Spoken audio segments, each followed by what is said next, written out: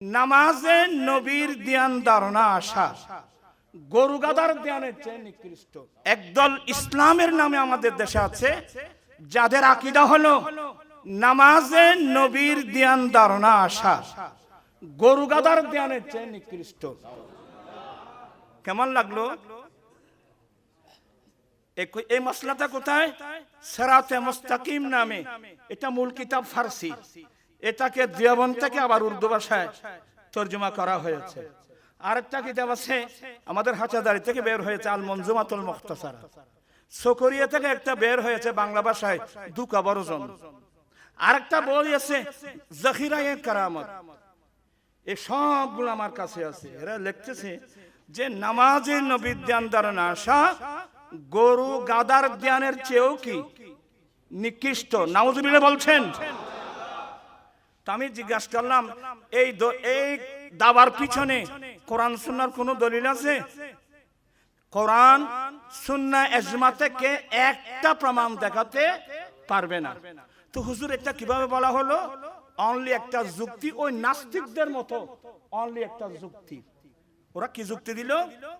বলে রাসূল করিম সাল্লাল্লাহু আলাইহি ওয়াসাল্লাম তো উনি আসলে সম্মানের পাত্র।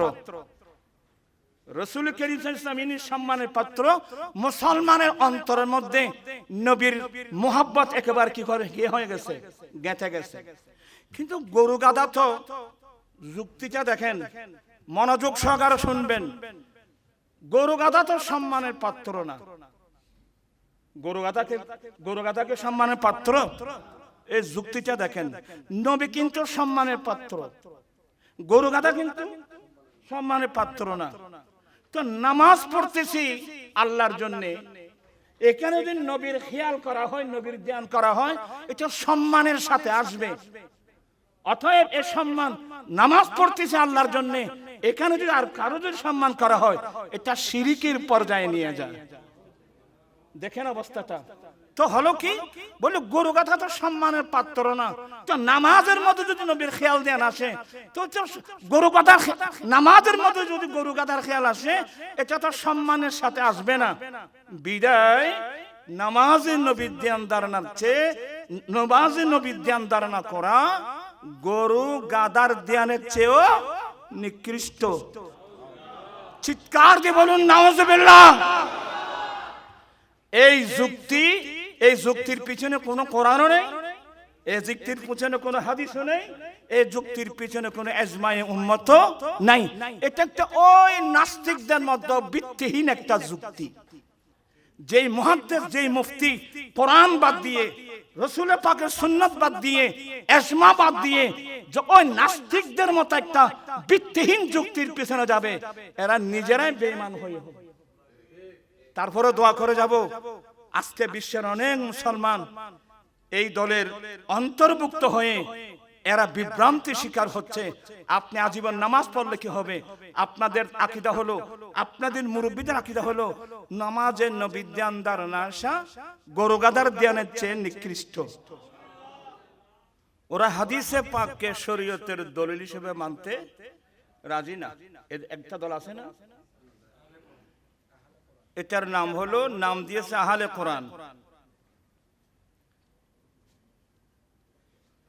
আরেকটা দল আছে, এদের নাম আহলে হাদিস।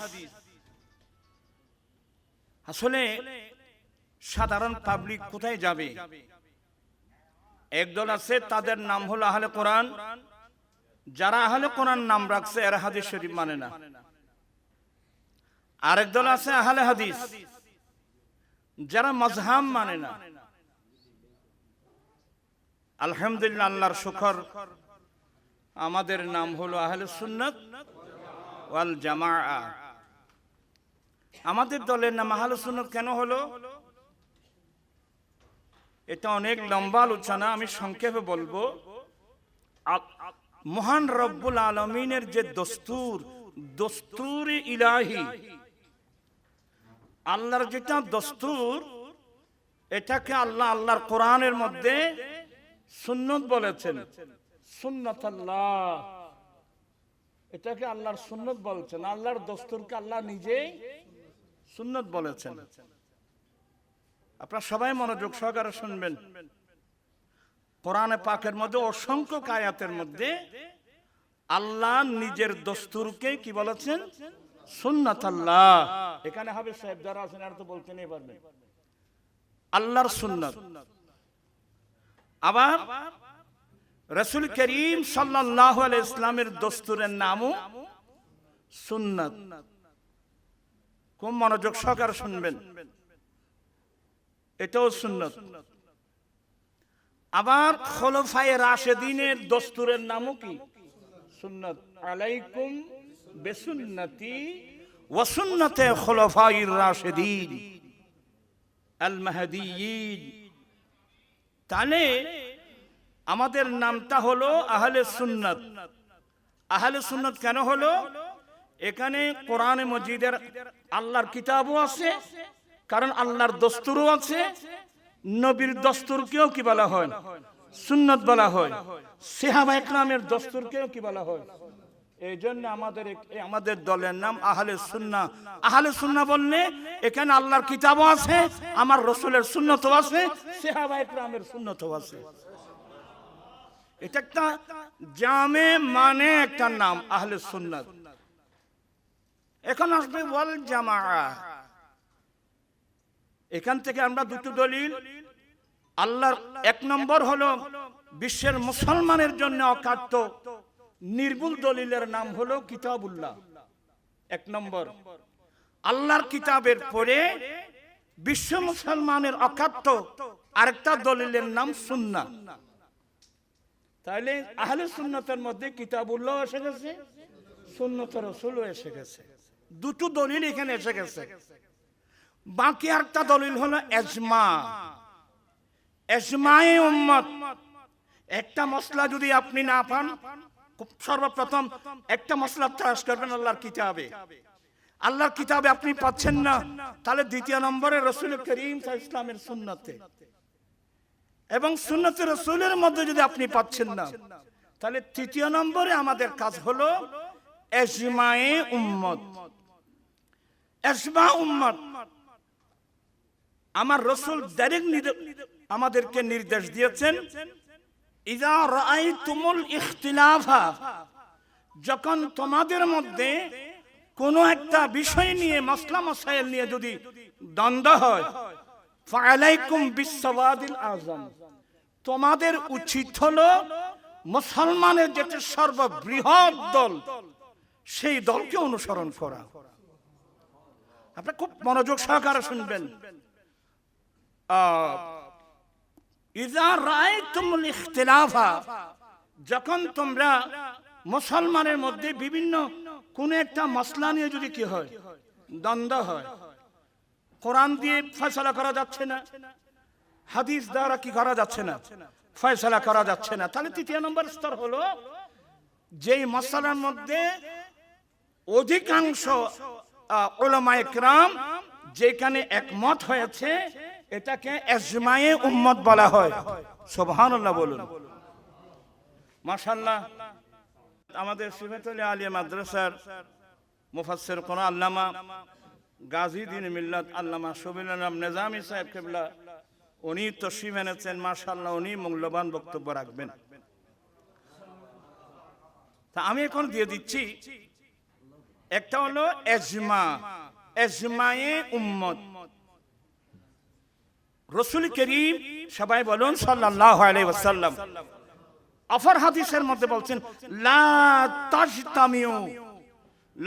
তাজতামিউ উম্মতি আলা দালালা, আমার উম্মত কোনদিন একটা গুমরাহি কাজের মধ্যে একমত হবে না। আমার রাসূল আরো বলছেন যে, ইযা রাআইতুমুল ইখতিলাফা, যখন তোমরা কোন একটা বিষয়ে মাসলার মধ্যে কি পাওয়া যায়, দ্বন্দ্ব পাওয়া যায়, আলাইকুম বিসসাওয়াদিল আযম, সাওয়াদে আযম, যেটা তোমরা সাওয়াদে আযমের অনুসরণ করো। এখানে সাওয়াদে আযম বলতে আহলুস সুন্নতে ওয়াল জামাত, কারণ আহলুস সুন্নাত ওয়াল জামাত সাওয়াদে আযম কেন?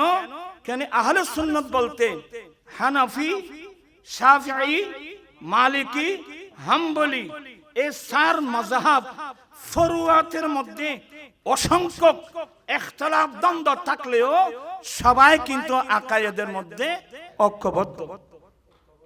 তাই এই সারা পৃথিবীর মধ্যে 4 মাযহাবের মানুষ। তাহলে আপনি হিসাব করলে আহলে হাদিসকে এক জায়গায় রাখেন, আহলে কোরআনকে এক জায়গায় রাখেন, আপনি যদি হিসাবের মধ্যে যান দেখবেন যে ইজমা হলো আহলে সুন্নাত ওয়াল জামাত, হানাফি, শাফিঈ, মালিকি, হাম্বলি, এই 4 মাযহাব মিলেই তো আহলে সুন্নাত ওয়াল জামাআহ। আলহামদুলিল্লাহ। তাহলে ইজমা এটাও শরীয়তের একটা কি দলিল। এজন্য মাদ্রাসার ছাত্র যারা আছো আপনারা উসুলুশ শাসির মধ্যে বলছেন আদিল্লাহে আরবা, নূরুল আনোয়ারের মধ্যে এভাবে নাই, নূরের মধ্যে উসুলুশ শারঈ সালাসা, শরীয়তের মেইন দলিল কিন্তু 3টা। শরীয়তের মেইন দলিল কয়টা? 3টা, কোরআন, সুন্নাহ, ইজমা। এটা মুস্তাকিলভাবে শরীয়তের দলিল। কিন্তু ওয়ারাবে 4th নম্বর যে কিয়াস শরীয়তের দলিল হলো ওই কিয়াস যে কিয়াস কোরআন, সুন্নাহ, ইজমা থেকে বের করা হয়েছে। যেই যুক্তি ভিত্তিমূলক যুক্তি, যেই যুক্তির পিছনে কোরআনের দলিল থাকবে, হাদিসের দলিল থাকবে এবং যেই যুক্তির পিছনে ইজমা থাকবে, সেই যুক্তি আপনাকে সঠিক সিদ্ধান্তের মধ্যে পৌঁছে দেবে। আর একটা হলো ভিত্তিহীন যুক্তি। ভিত্তিহীন যুক্তি যেই যুক্তির পিছনে কোরআন, সুন্নাহ, ইজমার অকাট্য কোনো প্রমাণ থাকবে না, সেই যুক্তি আপনাকে নাস্তিক বানাবে, আপনাকে কমিউনিস্ট বানাবে। তো এটা যদি আমি বুঝাতে হয় যে একটা মাসলা আমি উপস্থাপন করব, এটা হলো একদল ইসলামের নামে আমাদের দেশে আছে যাদের আকীদা হলো নামাজে নবীর ধ্যান ধারণা আসা গরু গাদার ধ্যানের চেয়ে নিকৃষ্ট। কেমন লাগলো? এই মাসলাটা কোথায়?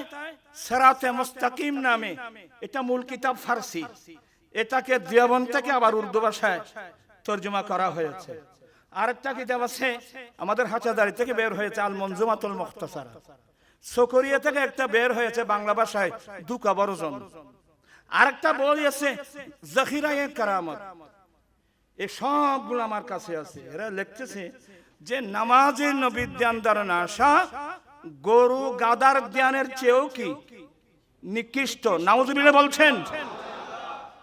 তো আমি জিজ্ঞাসা করলাম এই দাবার পিছনে কোরআন সুন্নাহর কোন দলিল আছে? কোরআন, সুন্নাহ, ইজমা থেকে একটা প্রমাণ দেখাতে পারবে না। তো হুজুর এটা কিভাবে বলা হলো? অনলি একটা যুক্তি, ওই নাস্তিকদের মতো অনলি একটা যুক্তি। ওরা কি যুক্তি দিল? বলে রাসূল করিম সাল্লাল্লাহু আলাইহি ওয়াসাল্লাম তো উনি আসলে সম্মানের পাত্র। রাসূল করিম সাল্লাল্লাহু আলাইহি ওয়াসাল্লাম ইনি সম্মানের পাত্র। মুসলমানের অন্তরের মধ্যে নবীর মুহাব্বত একেবারে কি করে হয়ে গেছে, গেঁথে গেছে। কিন্তু গরু গাদা তো যুক্তিটা দেখেন, মনোযোগ সহকারে শুনবেন। গরু গাদা তো সম্মানের পাত্র না। গরু গাদাকে সম্মানের পাত্র? এই যুক্তিটা দেখেন, নবী কিন্তু সম্মানের পাত্র, গরু গাদা কিন্তু সম্মানের পাত্র না। তো নামাজ পড়তেছি আল্লাহর জন্য, এখানে যদি নবীর খেয়াল করা হয়, নবীর ধ্যান করা হয়, এটা সম্মানের সাথে আসবে। অতএব এ সম্মান, নামাজ পড়তেছে আল্লাহর জন্য, এখানে যদি আর কারো যদি সম্মান করা হয়, এটা শিরকের পর্যায়ে নিয়ে যায়। দেখেন অবস্থাটা। তো হলো কি? বলে গরু গাধা তো সম্মানের পাত্র না। তো নামাজের মধ্যে যদি নবীর খেয়াল ধ্যান আসে, তো গরু গাধা, নামাজের মধ্যে যদি গরু গাধার খেয়াল আসে, এটা তো সম্মানের সাথে আসবে না। বিদায় নামাজে নবীর ধ্যান ধারণার চেয়ে নামাজে নবীর ধ্যান ধারণা করা গরু গাধার ধ্যানের চেয়েও নিকৃষ্ট। চিৎকার দিয়ে বলুন নাউজুবিল্লাহ। এই যুক্তির পিছনে কোনো কোরআনও নেই, এই যুক্তির পিছনে কোনো হাদিসও নেই, এই যুক্তির পিছনে কোনো ইজমায়ে উম্মত নাই। এটা একটা ওই নাস্তিকদের মধ্যে ভিত্তিহীন একটা যুক্তি। যেই মুহাদ্দিস, যেই মুফতি কোরআন বাদ দিয়ে রসুল পাকের সুন্নাত বাদ দিয়ে, ইজমা বাদ দিয়ে ওই নাস্তিকদের মতো একটা ভিত্তিহীন যুক্তির পিছনে যাবে, এরা নিজেরাই বেঈমান হয়ে হবে। তারপরে দোয়া করে যাব, আজকে বিশ্বের অনেক মুসলমান এই দলের অন্তর্ভুক্ত হয়ে এরা বিভ্রান্তি শিকার হচ্ছে। আপনি আজীবন নামাজ পড়লে কি হবে? আপনাদের আকীদা হলো, আপনাদের মুরব্বীদের আকীদা হলো নামাজের নবী ধ্যানদার না আসা গরু গাদার ধ্যানের চেয়ে নিকৃষ্ট। একটু মনোযোগ সহকারে এই 2 মিনিট। তো হুজুর, আপনারা কি নামাজে আসসালামু আলাইকা আইয়ুহান নবী পড়েন না? হ্যাঁ, আমরা পড়ি তো। আমরা নামাজে আসসালামু আলাইকা আইয়ুহান নবী ওয়া রাহমাতুল্লাহ ওয়া বারাকাতুহু, আমরা নামাজে নবীকে সালাম দিত। তো কোন ধরনের সালাম দেন? বলে এই সালামটা মূলত মেরাজের রাত্রে আল্লাহ নবীকে দিয়েছেন। তা আমরা নামাজের মধ্যে ওই মেরাজে আল্লাহ নবীকে যে সালাম দিয়েছেন, আমরা নামাজের মধ্যে শেষ আল্লাহর সালামটা ইখবারান, সংবাদ পত্রিকার মতো আমরা এমনি পড়ে যাই। আপনারা স্কুল, কলেজ, ইউনিভার্সিটির বাইরা, আপনি কার অনুসরণ করছেন? কার পিছনে যাচ্ছেন? এরা নবীকে সালাম দিই কি ইখবারান, আর আমরা সালাম দিই ইনশাআন ওয়া ইউকসাদু বিআলফাযি তাশাহুদিল ইনশা লাল ইখবার। মেরাজের রাত্রে নবী আল্লাহকে সালাম দিয়েছেন, আর নবী আল্লাহ নবীকে সালাম দিয়েছেন। এই সালামটা সংবাদ পত্রিকার মতো নামাজে পড়ে গেলে আপনার নামাজ আদায় হবে না। আপনাকে অবশ্যই এই আল তাশাহুদের যে আলফাজ, আসসালামু আলাইকা আইয়ুহান নবী, হে নবী আপনার উপর সালাম, আল্লাহর রহমত, এটা আমি আমার নিজের পক্ষ থেকে, মুসল্লিরা নিজের পক্ষ থেকে নবীকে সালাম দিচ্ছে, এই মনোভাব নিয়েই নামাজের মধ্যে নবীকে কি দিতে হবে? সালাম।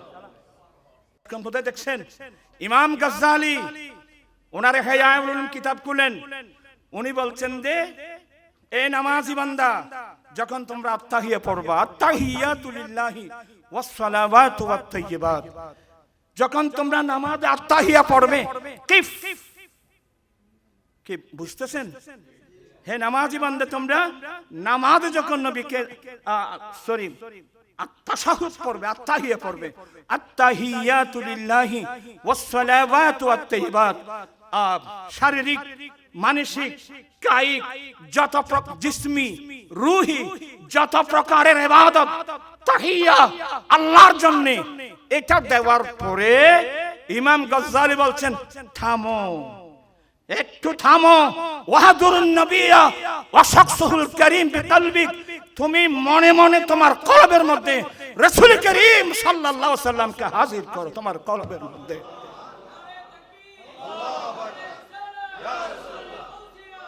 তুমি মনে মনে নামাজের মধ্যে প্রিয় নবীকে কি করো? হাজির করো। ফাকুল, এরপরে তুমি সালাম দাও, আসসালামু আলাইকা আইয়ুহান নবী ওয়া রাহমাতুল্লাহি ওয়া বারাকাতুহু।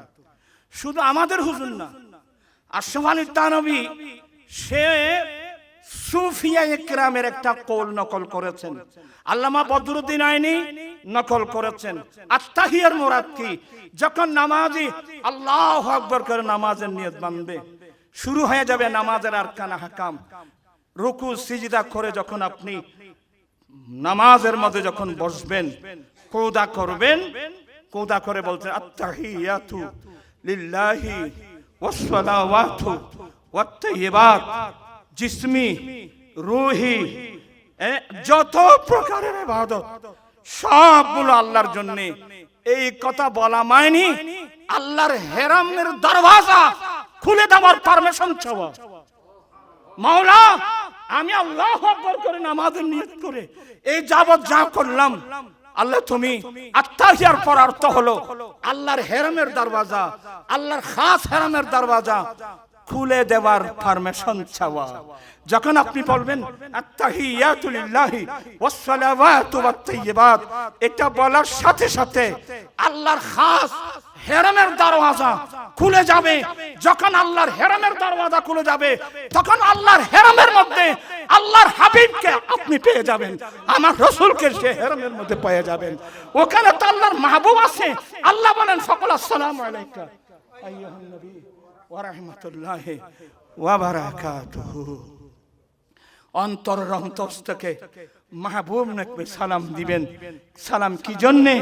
ইয়া রাসূলুল্লাহ, আপনার কলমা পড়ে, আপনার উসিলায়, আপনার মাধ্যমে আল্লাহর হেরম পর্যন্ত আমরা পৌঁছানো সম্ভব হয়েছে। ফাকুল আসসালামু আলাইকা আইয়ুহান নবী। তাহলে যেখানে এই মাসলা, সেখানে এরা কোরআন বাদ দিয়ে, সুন্নাহ বাদ দিয়ে, এজমা বাদ দিয়ে কিভাবে বলতে পারলো যে নামাজ নবীর ধ্যান দারুনাশা গরু গাদার ধ্যান হচ্ছে নিকৃষ্ট? নাউযুবিল্লাহ। এই মৌলবীদের এই সমস্ত বাতিল আকীদা বুঝে পরিহার করে কোরআন সুন্নাহর সঠিক তথ্য যেন মানুষ বুঝতে পারে, মানুষ যেন আহলে সুন্নাত ওয়াল জামাতের অন্তর্ভুক্ত হতে পারে। আল্লাহ সবাইকে সেই তৌফিক দান করুক। আসলে আমি এলোমেলো ভাবে, আমি কিন্তু এতক্ষণ কথা বলার ছিল না, কথা বলেই ফেললাম। এখানে দরসুল হাদিস ইনশাআল্লাহ বিষয়ে বিজ্ঞ উলামা ইকরামরা তফসির এনেছেন। ধৈর্য সহকারে বসবেন, মনোযোগ সহকারে শুনবেন।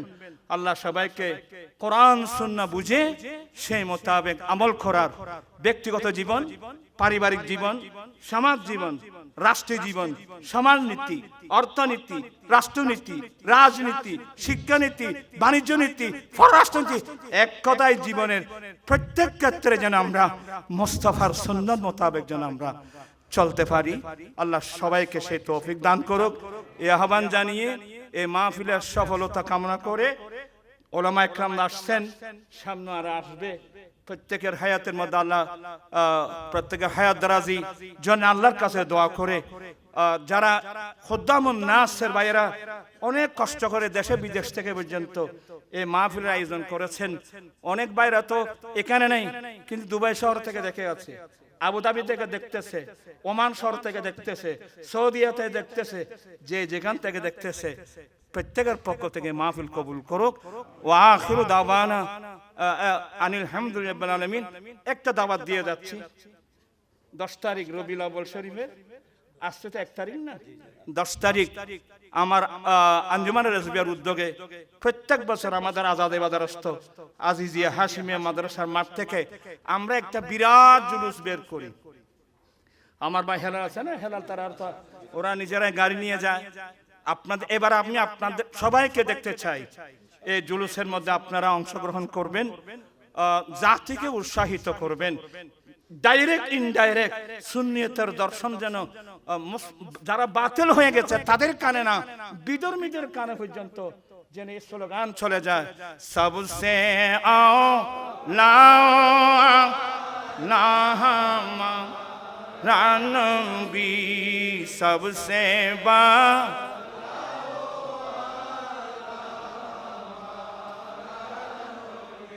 মুলক কৌনাইনো মে আম্বিয়া ताजेदार, अरे ताजेदारों का हमारा नबी सबसे आला हमारा नबी सबसे बा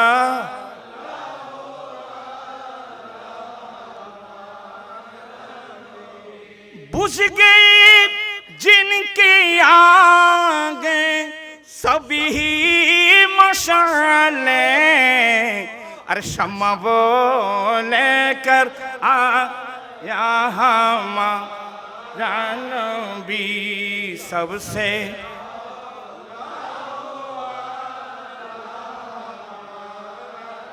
सबसे बड़ा